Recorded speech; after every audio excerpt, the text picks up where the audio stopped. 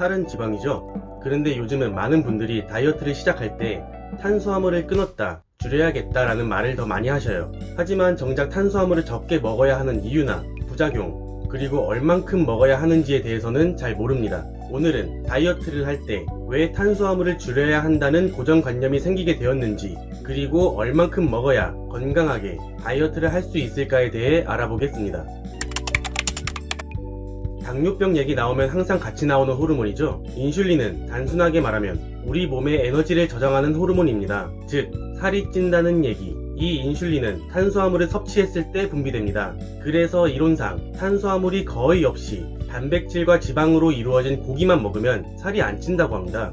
우리가 기름기가 많은 삼겹살을 먹고 살이 찌는 건 같이 먹은 밥이나 후식 등의 영향이 커요. 이런 이유로 한때 고지방 저탄수 다이어트가 유행을 탄 적이 있는데, 얘도 따지고 들어가면 문제가 좀 많아요. 일단 넘어가고, 즉 저탄수화물 식단의 핵심은 인슐린 분비를 억제하는 것이기 때문에 섭취량을 줄이는 방법과 예전에 고구마 영상에서 말한 것처럼 혈당이 급하게 상승하지 않도록 삶은 고구마와 같은 당지수가 낮은 음식을 먹는 방법, 이 둘이 핵심입니다.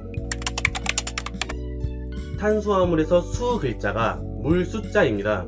우리가 밤에 라면을 먹고 자면 아침에 얼굴이 붓죠. 라면 먹고 얼굴이 붓는 건 나트륨 때문이긴 하지만 이와 비슷하게 탄수화물도 몸에 수분을 끌어당기는 역할을 합니다. 즉, 저탄수화물 식단을 하면 몸의 탄수화물이 줄어들면서 자연히 체내 수분도 줄어들기 때문에 체중과 몸의 부피가 줄어들게 됩니다. 그래서 탄수화물 섭취를 줄이거나 끊으면 체수분이 손실되기 때문에 몸의 지방은 그대로더라도 부피와 체중이 더 적게 나가는 거죠. 보통 몇 주 동안 몇 킬로 체중 감량했다와 같은 광고, 홍보 등에서 변화를 더 극대화하기 위해 자주 써먹는 트릭입니다. 일단 저탄수화물 식단을 한다고 해서 혈당이나 인슐린 등 당뇨병과 관련한 문제가 일어난다는 내용은 거의 찾아보기 힘들었습니다. 오히려 적절한 저탄수화물 식단은 당뇨병이 있는 분들에게 환자식으로 많이 추천받는 방식입니다. 혹시나 하고 얘기하는 건데, 그럼 당뇨병 환자분들은 탄수화물을 안 먹는 게 좋은 거구나 라고 생각하시는 분들이 계실지도 몰라요. 이런 건 1형 당뇨냐 2형 당뇨냐, 체질이나 어떤 합병증을 가지고 있느냐에 따라서 결과가 전혀 달라집니다. 병원은 부활하러 가는 곳이 아닙니다. 당뇨가 있으신 분들은 꼭 병원에서 검사 받고 의사 선생님께 조언 받으세요. 대신 일반인들의 경우는 사소한 문제들은 몇 가지 있는데, 입냄새가 심해지고 변비 생기고 저혈당 쇼크랑 만성 피로, 근손실 이 정도?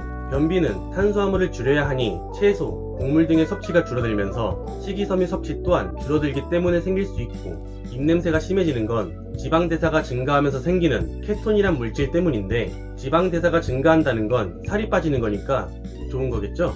하지만 케톤은 지방대사로 만들어지는 물질이고, 그래서 운동을 하는 상황처럼 에너지가 많이 필요한 상황에서 충분한 양을 공급하기 힘들다는 단점이 있습니다.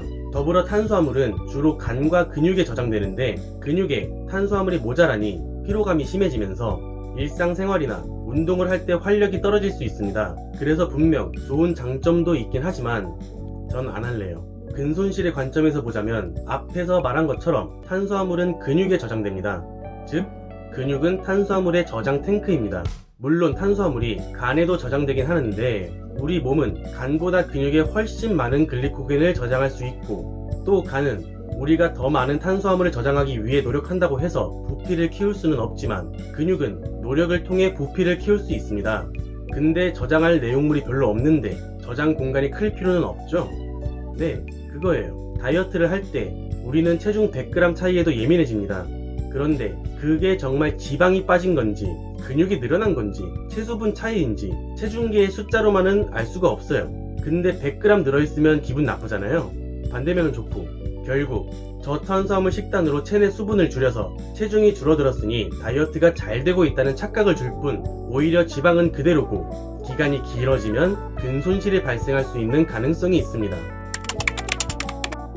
일단 우리나라는 평균적으로 탄수화물의 섭취가 많습니다. 저탄수화물 식단까지 갈 필요는 없지만 평균적으로 탄수화물을 줄일 필요는 있어요. 체격, 나이, 성별, 활동량 등등에 따라 딱 이 정도 드시면 된다고 말할 수는 없어요.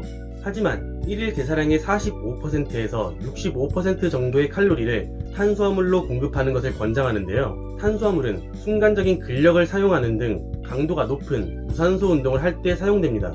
다이어트를 할 때 웨이트 트레이닝이나 힘쓰는 일을 하시는 분들은 식단에서 섭취 칼로리의 50에서 55% 정도를 탄수화물로, 가벼운 강도로 운동을 하거나 활동량이 적은 직종의 분들은 40% 정도 섭취하시면 좋을 것 같습니다. 이것보다 적게 먹으면 오히려 지방이 안 빠져요. 이 기준으로 하루 대사량을 남성 평균인 2500칼로리 정도로 잡고 55% 정도면 1375칼로리, 탄수화물이 1g에 4칼로리 정도니까 약 344g 정도의 탄수화물의 섭취, 40%면 1000칼로리니까 약 250g 정도로 계산됩니다. 여성분들은 평균 2000칼로리에 55%면 탄수화물이 약 275g 정도, 40%면 200g 정도입니다.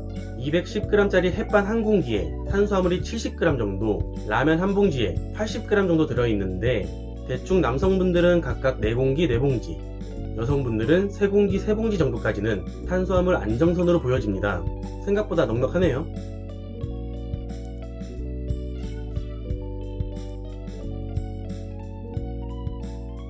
물론 다이어트를 할 때는 섭취 칼로리를 줄이는 것 외에도 또 어떤 탄수화물을 섭취하는가, 어떻게 섭취하는가, 무엇과 함께 섭취하는가에 따라 차이가 커집니다. 위에서 밥 한 공기랑 라면 한 봉은 탄수화물이 10g밖에 차이가 안 나지만 쌀과 밀의 차이를 배제하더라도 공정 과정에서 겉표면만 도정한 곡물인 쌀밥과 가루로 만들어서 반죽한 면의 차이, 밥도 과거 고구마 영상에서 말한 것처럼 압력밥솥에 했냐, 전기밥솥에 했냐, 라면은 면을 넣기 전에 스프를 먼저 넣었냐 아니냐 등등 작은 차이로도 섭취 시 혈당 상승의 폭이 달라질 수 있거든요. 하지만 다이어트를 할 때 무작정 탄수화물을 극단적으로 적게 먹거나 혹은 먹으면서 살찌면 어떡하지?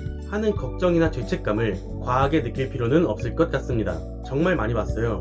탄수화물 드시면서 죄책감 느끼시는 분들, 이젠 좀 더 편하게 드셨으면 좋겠습니다. 적당한 탄수화물 섭취가 오히려 체지방 감소에 도움이 됩니다.